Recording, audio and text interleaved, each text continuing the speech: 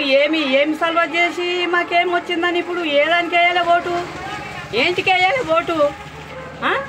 రెండు మూడోళ్ళకు 5,000 పింఛన్ అన్నారు, మరి ఇప్పుడు 3 నెలల దగ్గరకు వస్తుంది, 3 పైసలు కూడా లేవు. మరి ఆయన ఇచ్చిన అవే కానీ ఇవి అయితే లేవు. మరి ఎందుకు 200 ఉండే 200 పోయి 500 చేసిండు, 500 అయి కేసీఆర్ వచ్చినాకనే 2,000 పింఛని ఆయనదే తింటున్నాం. ఇప్పటికీ ఆయననే ఒక కొడుకు, ఒక బిడ్డ, ఒక తమ్ముడు అనుకొని అవే 2,000 తెచ్చుకొని మా కాళ్ళ నొప్పులకు, మా రోగాలకు పెట్టుకొని ఉంటున్నాం మేము.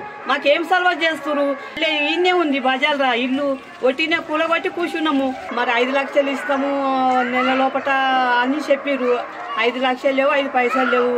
మంచిగా అయింది. ఎట్లా ఎందుకు అన్ని ఇస్తాను, ఇచ్చింది అన్ని గ్యాస్ 500కి ఇస్తాను, అది సప్లై చేయకుండా పింఛన్లు 3,000 వేస్తాను, అది అటే ఇవ్వకుండా ఏమనికి ఏం చేసిండు? కరెంటే లేదు, లేకుంటే మనకు ఉన్నోడు ఉన్నోనికే పెడతాను, లేనోడు ఇంకా బస్సులు తిరిగి పెట్టిండే ఊరికే పోతామా? 2,000 పింఛన్ ఆ కేసీఆర్ చేసింది, ఈయనకే చేసిందా?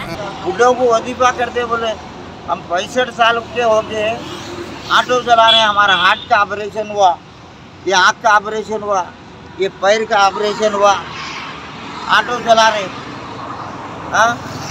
हमारा वजीफे के कागजात लेके डाल दिए, पूछ रहे नहीं वजीफे को। हकीकत तहकीकात करो, अच्छे लोगों को जो मजबूर है उनको वजीफा करो। A1 आदमी थे केसीआर साहब, हर चीज़ को मदद कर रहे थे। मुहर्रम को, रमज़ान को, शाबान को, दिवाली को, बदकम्मा को साड़ियाँ बांटे, भूल गए लोग पीने। तो अच्छे आदमी को ही पहले बढ़ा देते, खराब काम करने के लिए अच्छे रखते।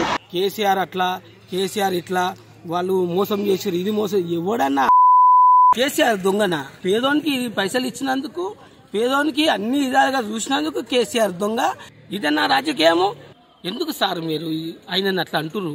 పేగులు మెడలు వేసుకుంటా, అది మెడలు వేసుకుంటా ఎందుకంటావు మీరు? మీ చిన్న ఏజే రేవంత్ రెడ్డి సార్. నేను అప్పుల బాధకి ఇల్లు అమ్ముకొని వెళ్ళిపోయి అంత బాధలన్నీ పడ్డా, కానీ కేసీఆర్ ఇచ్చినందుకు నాకు ఈ డబుల్ బెడ్రూమ్ ఇల్లు వచ్చింది. నేను చచ్చిపోయి బొంద పడ్డ వరకు నేను కేసీఆర్ ఉప్పు తిన్నా, కేసీఆర్కే ఓటిస్తా.